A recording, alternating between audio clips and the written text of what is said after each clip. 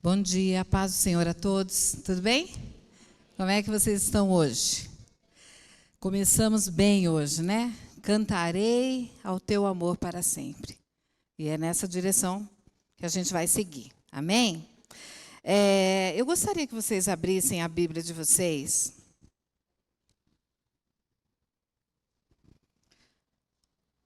Em Neemias.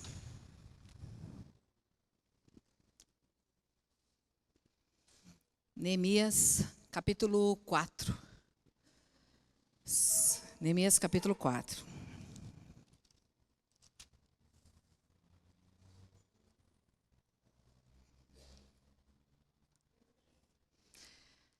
Amém? Todo mundo achou? Acharam? Então vamos colocar todos de pé, em obediência à palavra de Deus, amém? Neemias capítulo 4 diz assim, que quando Sambalate soube que estávamos reconstruindo o muro, ficou furioso. Ridicularizou os judeus. E na presença dos seus compatriotas e dos poderosos de Samaria, ele disse, o que aqueles frágeis judeus estão fazendo? Será que vão restaurar o seu muro? Irão oferecer sacrifício? Irão terminar a obra num só dia? Será que vão seguir, ressuscitar pedras de construções daqueles montes de entulho e de pedras queimadas? Tobias, o amonita que estava ao seu lado, completou, pois que construam. Basta que uma raposa suba lá para que esse muro de pedras desabe. Ouve-nos, ó Deus, pois estamos sendo desprezados. Faz cair sobre eles a zombaria, e sejam eles levados prisioneiros como despojos para outra terra. Não perdoe os seus pecados e nem apaguem as suas maldades, pois provocaram a tua ira diante dos construtores. Nesse meio tempo, fomos construindo o muro, até que em toda a sua extensão chegamos à metade das suas alturas, pois o povo estava totalmente dedicado ao trabalho. Quando, porém, Sambalate e Tobias, os árabes, os amonitas e os homens de Asdod souberam que os reparos dos muros de Jerusalém tinham avançado e que as bênçãos estavam sendo fechadas, ficaram furiosos. Todos juntos planejaram atacar Jerusalém e causar confusão. Mas nós oramos ao nosso Deus e colocamos guarda de dia e de noite para proteger-nos deles. Enquanto isso, o povo de Judá começou a dizer, os trabalhadores já não têm mais força. E ainda há muito entulho. Por nós, não conseguiremos reconstruir o muro. E os nossos inimigos diziam, antes que descubram qualquer coisa ou nos vejam, estaremos bem ali no meio deles. Vamos matá-los e acabar com o trabalho deles. E os judeus que moravam perto deles, de vez nos preveniram, para onde quer que vocês se viram, saibam que seremos atacados por todos os lados. Amém? Senhor nosso Deus e nosso Pai, obrigada, Pai, pela Tua palavra. Obrigada, Senhor, porque aqui o Senhor se faz presente, Pai, que nós possamos aprender um pouco mais nessa manhã. O Pai, que seja o Senhor a falar através de mim, Pai, que nada seja de mim, que o Senhor cresça, Pai, cresça, cresça, cresça e que eu diminua, Deus. Obrigada, Senhor, por este momento, em nome de Jesus. Amém. Pode se assentar, igreja. Quando eu comecei a meditar sobre essa palavra, e o Senhor tocou no meu coração para que eu trouxesse ela hoje, nós estamos vivendo um tempo hoje, igreja, em que há muitas pessoas que estão alegres, estão felizes, estão realizando muitas coisas, as bênçãos estão chegando, mas em todos os momentos, para que tudo isso aconteça, sempre vai haver uma oposição. E aqui, na verdade, não foi tão diferente.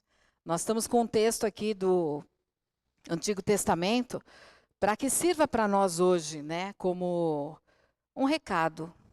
Porque eu gosto sempre de falar que a Bíblia é um livro de histórias, ela é um livro para que nós venhamos a nos orientar sobre ele, E também é um livro de cumprimento da palavra de Deus. E nós estamos vivendo hoje o tempo do cumprimento da palavra de Deus. Então, tudo isso que acontece aqui na palavra de Deus, que nós estamos lendo, está se repetindo nos dias de hoje. Não foi diferente ali.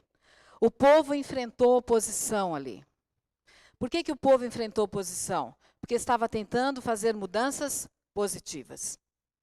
E é assim que é a nossa vida. Todas as vezes que estamos alegres e felizes, sempre vai haver a oposição sobre aquilo que está sendo realizado.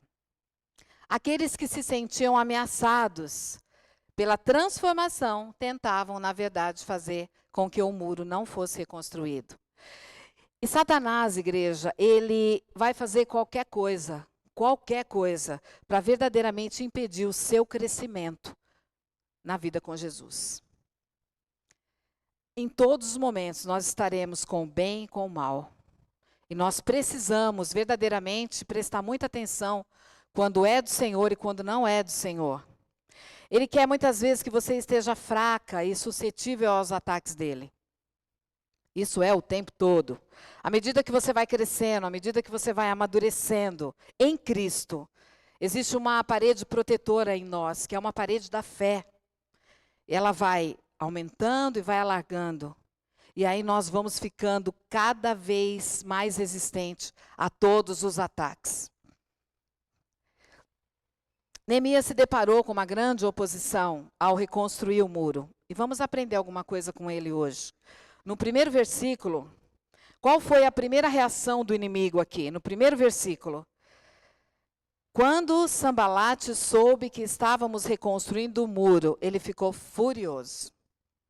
Todas as vezes que você sentir essa palavra furioso, presta atenção, porque não é de Deus. A fúria não é do Senhor.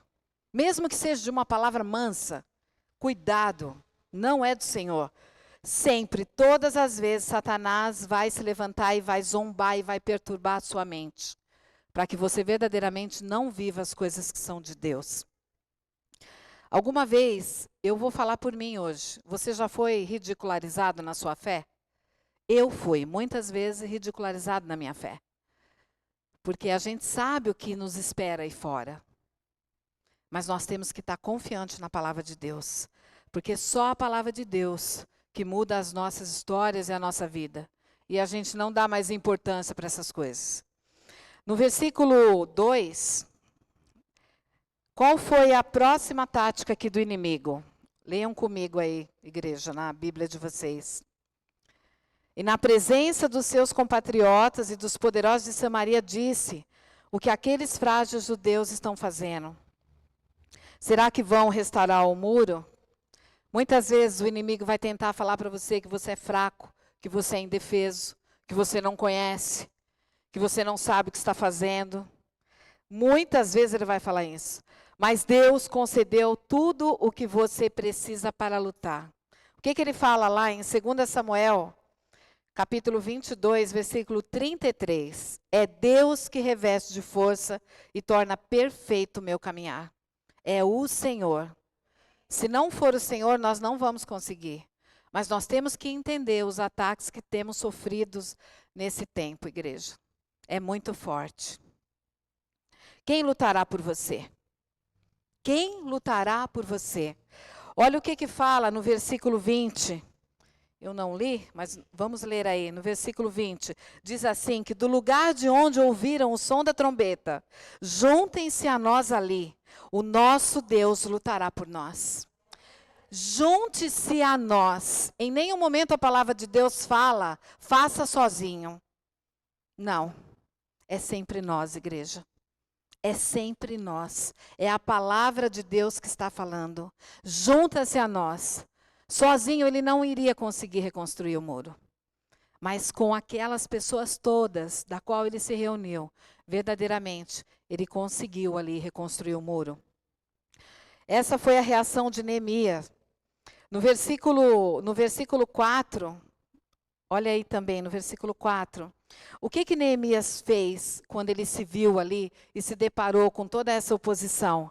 Ele simplesmente falou assim, ouve-nos, ó Deus, pois estamos sendo desprezados. Faz cair sobre eles a zombaria, e sejam eles levados prisioneiros, como despojos para a terra.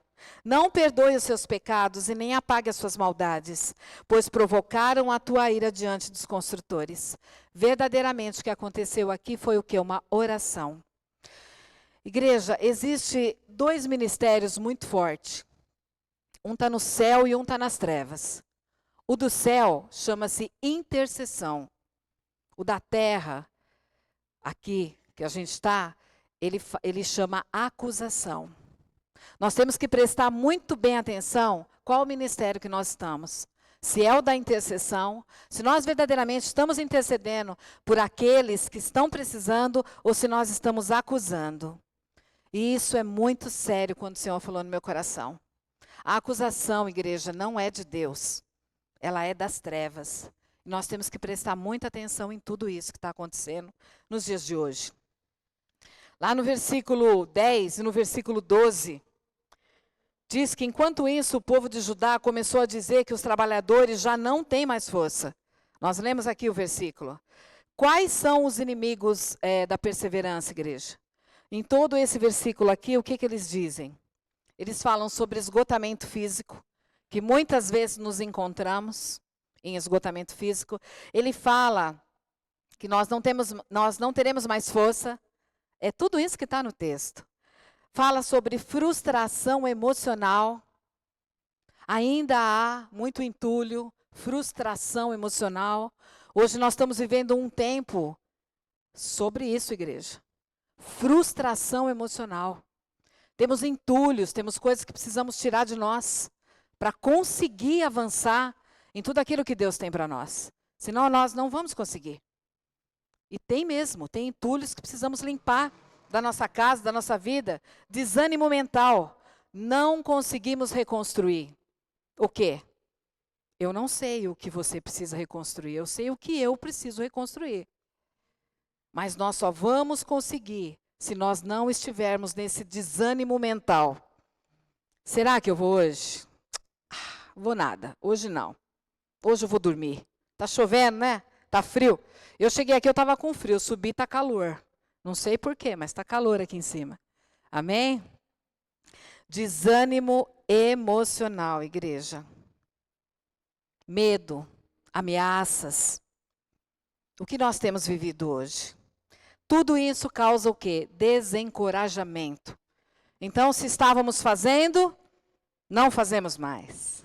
Se chegamos diferente, logo a gente já fica como anda a multidão. Será que é isso que Deus quer para a gente? Com certeza não. Com certeza não.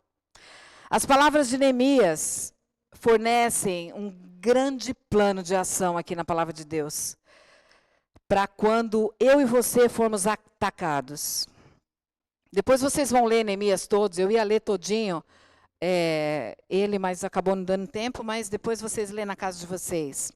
O que ele fala lá no versículo 13? Vamos dar uma pulada aqui.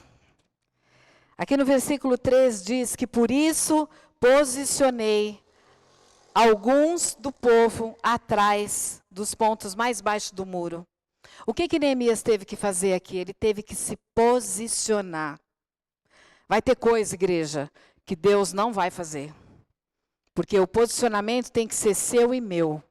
E se nós não nos posicionarmos, nós não vamos conseguir reconstruir tudo aquilo que a gente precisa. Às vezes temos coisas derrubadas aí na nossa casa, na nossa vizinhança, na igreja. Como que nós vamos conseguir reconstruir tudo isso? Neemias nos ensina aqui. Aqui no versículo 13, ele fala o quê? Proteja o seu lado fraco e pegue as suas armas. Nós temos na palavra de Deus armas ofensivas e armas defensivas. E isso é importante que a gente venha entender um pouco hoje. Para que a gente consiga permanecer no caminho do Senhor. Lembre-se de que Deus é grande e Deus é temível, igreja. É só Ele que faz por nós. Seja vigilante, no versículo 14, ele fala assim, fiz uma rápida inspeção, imediatamente disse aos nobres e aos oficiais, seja vigilante em seu trabalho. qualquer um que seja, desde que seja na sua casa, no teu trabalho, seja vigilante. Se o seu nariz pingar diferente, algo não está bem. E quando a gente fala de algo não está bem, não é ninguém que faz nada para alguém. É verdadeiramente o inimigo que vai colocando coisas na sua cabeça, na sua mente. Nós louvamos aqui vozes contrárias, né? Nós louvamos aqui. A nossa mente tem que estar totalmente direcionada ao Senhor, senão nós não vamos conseguir. Não esqueça também, aqueles encarregados de proteger os trabalhos são importantes aos próprios trabalhadores, quando ele fala aqui em Neemias, versículo 16. Certificar sempre, igreja, que os nossos líderes também estão com armas focadas nas coisas de Deus. Se eles não tiver, nós temos que orar por eles. Lembra? Nós temos 2 ministérios. E o ministério da intercessão, igreja, é um dos ministérios mais fortes que existe na igreja. É o mais forte que existe. Porque é através da intercessão que muitas coisas se movem dentro da casa do Senhor. Então, esse é um ministério que nós temos que seguir e lembrar sempre dele. E ter a certeza de permanecer verdadeiramente em tudo que Deus tem para nós. O que o Senhor fala lá em 1 João 4,4? Que o que está em você é maior do que o que está no mundo. O que está em nós é muito maior daquilo que está no mundo. Fala também em 2 Crônicas 5:21, que Deus tornou-se pecado por nós. Aquele que não tinha pecado, para que nele nos tornássemos justiça de Deus. É assim que nós temos que seguir, igreja. Eu deixo para vocês hoje, nessa manhã, sobre as armas ofensivas e defensivas que todos nós temos que ter. Está lá em Efésios, capítulo 6, versículo 10. A partir do versículo 10 ao versículo 18. Providenciar essas armas. Nós necessitamos de toda ela. A armadura de Deus. Não é só uma parte. Não é só a couraça, não é só o escudo da fé, não. É toda a armadura. Há um tempo atrás, eu até ajudei uma pessoa, falei, olha, sabe o que vocês fazem?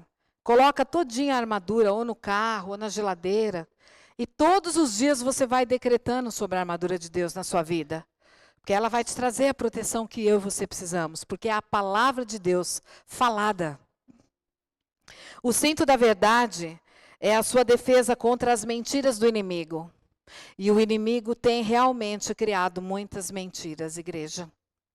Vem coisas da onde a gente mal pode imaginar. Às vezes a gente está andando junto, mas a gente não conhece muito não, né? Não conhece. Às vezes a pessoa está caminhando com você, está vendo todas as coisas, e ela sempre dá um jeito de ser colocada na brecha para ser usado pelo inimigo. Aqui fala sobre mentiras do inimigo. Nós não podemos dar ouvido para as mentiras do inimigo. Não podemos, igreja. Quando a gente se deparar com alguém que quer dar ouvidos para a mentira dos inimigos, nós temos que orar com essa pessoa, porque verdadeiramente ela está precisando de Deus. É assim que tem que ser a nossa caminhada. A palavra de Deus, ela é um filtro na minha e na tua vida. É ela que vai diferenciar a verdade da mentira. E nós temos que ter isso muito forte em nós. Diferenciar a verdade da mentira. Talvez você tenha a sua verdade, eu vou ter a minha, mas a verdade única é a de Deus. É Ele quem sabe, quem vê e quem escuta todas as coisas. Deus senta em mesa, que eu e você não sentamos. Por isso que muitas vezes não é que você não anda com esse ou com aquele. Deus sabe quem vai poder estar andando com você. E isso nós temos que prestar muita atenção. Existe um filtro, e esse filtro, verdadeiramente, ele vai filtrar a verdade e as mentiras. A couraça da justiça é a sua proteção contra a acusação do inimigo. Acabei de falar aqui, ministério de acusação das trevas. Todo aquele que se levantar em acusação diante daquele que é escolhido de Deus, ai. Igreja, não perca tempo de acusar quem ora. Não perca tempo de acusar quem ajoelha. Não perca tempo. Não perca. Comece a buscar cada vez mais em vocês aquilo que vai fortalecer a tua vida em Deus. Não perca tempo com o ministério da acusação. Não perca, isso não é de Deus. Olhos que correm, isso não é de Deus, igreja.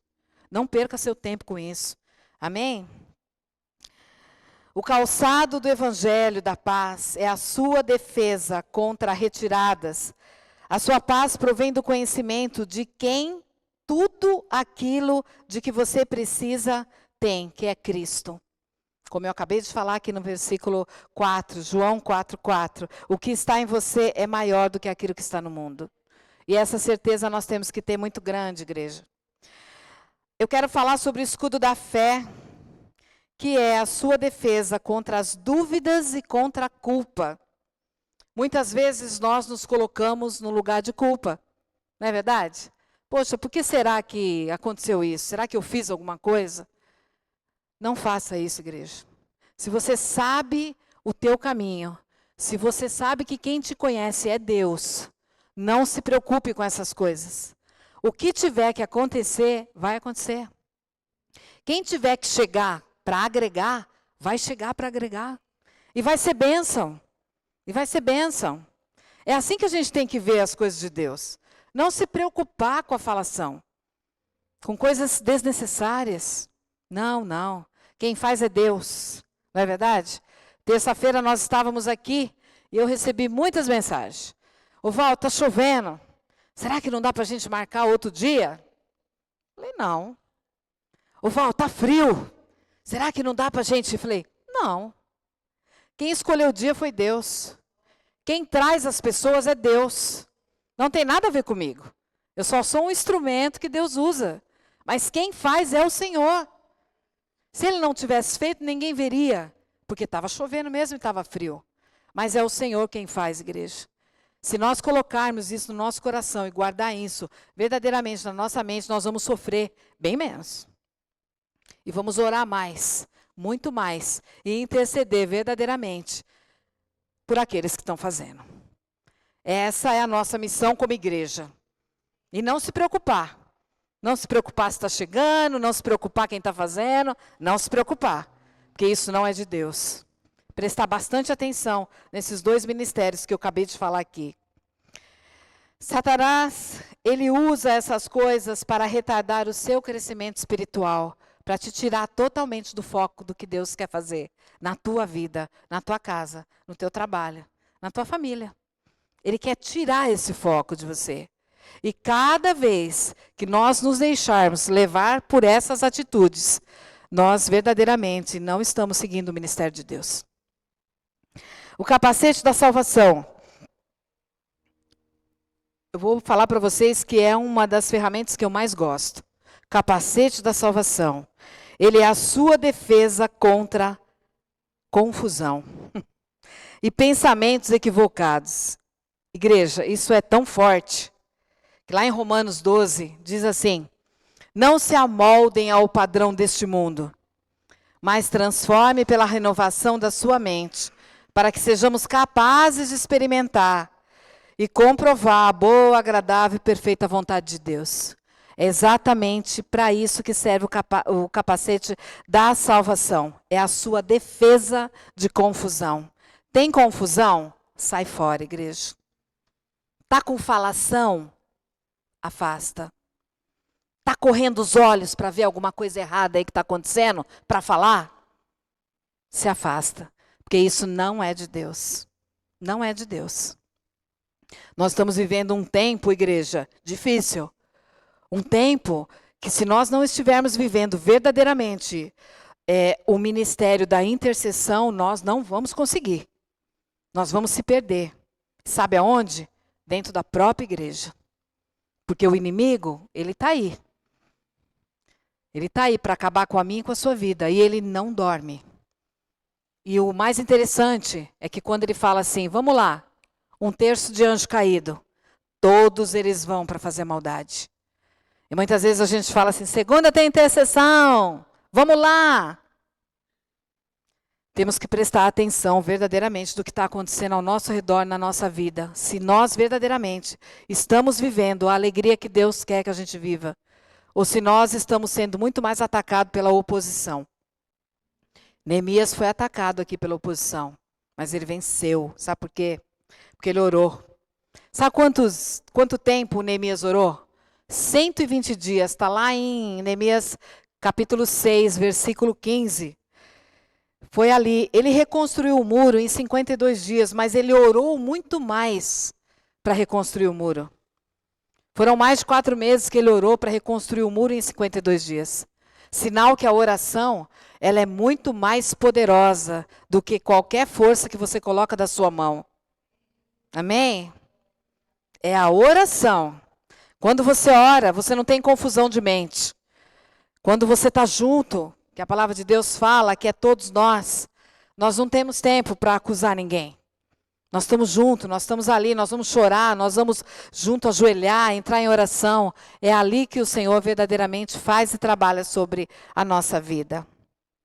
A espada do Espírito é a palavra de Deus. A palavra de Deus rema, a palavra de Deus falada, a palavra de Deus proclamada. Oração proclamando os salmos. Oração, oração e oração. A espada do Espírito. Quando Deus diz, você proclama, o Espírito corta a escuridão com uma espada, como diz lá em Hebreus, capítulo 4, versículo 12. Pois a palavra de Deus é vida e eficaz, e mais afiada que qualquer espada de 2 gumes. Ela penetra até o ponto de dividir alma e espírito, junto e medula, e julga os pensamentos e a intenção do coração. Nessa manhã, não vou me prosseguir muito. Na verdade, eu já dei até uma sugestão aqui para o pastor, viu? Eu sugeri para a gente fazer o nosso culto até às 11h30 da manhã. O que vocês acham? Ninguém levantou a mão, então ninguém concorda, né? Mas eu acho interessante, porque nós temos que ter verdadeiramente um tempo maior para estar falando da palavra de Deus. Isso é muito importante, igreja. Nós precisamos sair daqui saciados pela palavra de Deus.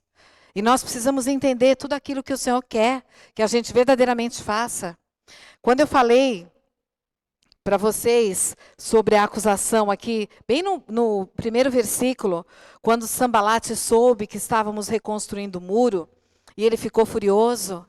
Quando você vai lá em Zacarias capítulo 3, versículo 1, diz que depois disso, ele me mostrou o sumo sacerdote Josué. E diante do anjo do Senhor, e Satanás à sua direita para acusá-lo. Tudo o que vier do lado contrário de acusação não é de Deus, igreja. Nós temos que prestar muita atenção.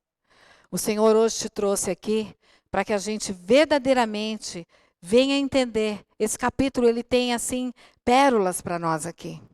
Posicionamento, entender aquilo que Deus está falando.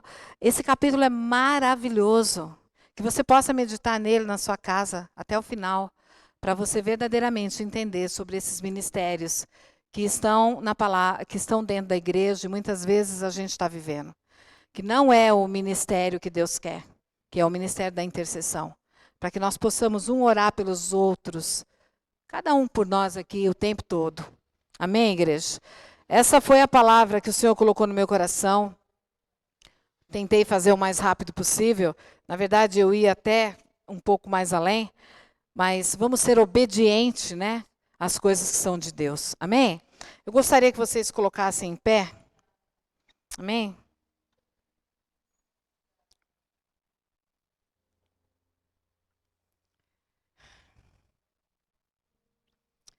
Sabe, igreja, quando a gente vem de domingo para a casa do Senhor, a gente verdadeiramente tem que vir para entender quando Deus fala. Nós estamos num tempo muito difícil. Nós estamos num tempo em que o inimigo tem se levantado e muitos até de nós não estamos conseguindo entender que não é o outro, não é a outra pessoa, não é a igreja, não é o pastor, não é nada disso. Somos nós que precisamos de conserto.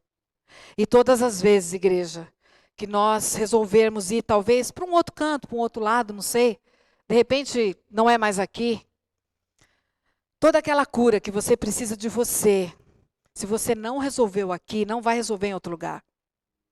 Porque o problema nunca será o local onde você está, mas sempre será você e eu. E nós temos que se posicionar para verdadeiramente, em nós mudarmos. Nós termos verdadeiramente o caráter que Deus espera de nós. Amém? Obrigada, Deus, por essa manhã, Senhor. Obrigada, Deus, porque o Senhor falou aqui, Deus, que nós precisamos da sua armadura, Deus. Para que nós possamos, Pai, viver dias que ainda serão dias, Pai, que não são bons, mas a gente sabe que o Senhor é conosco, Pai.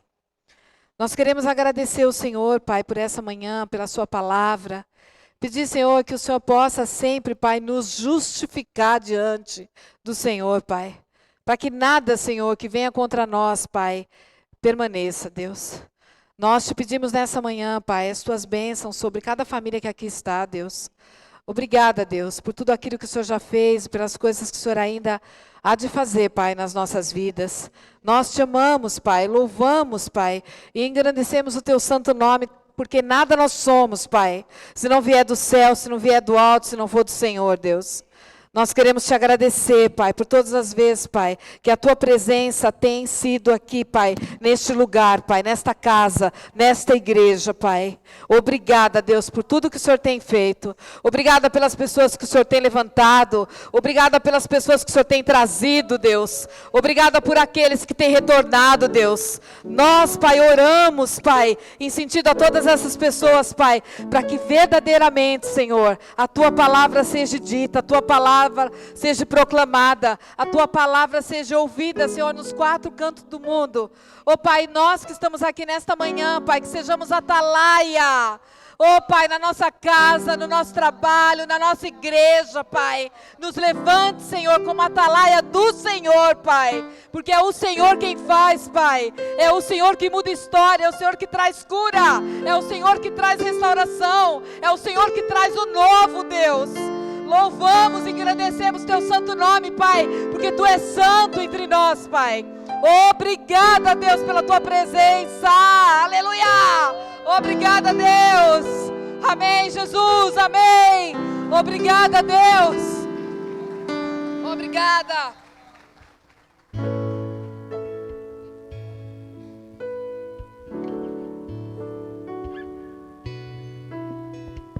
Vamos honrar o Senhor com o nosso dízimo e com as nossas ofertas.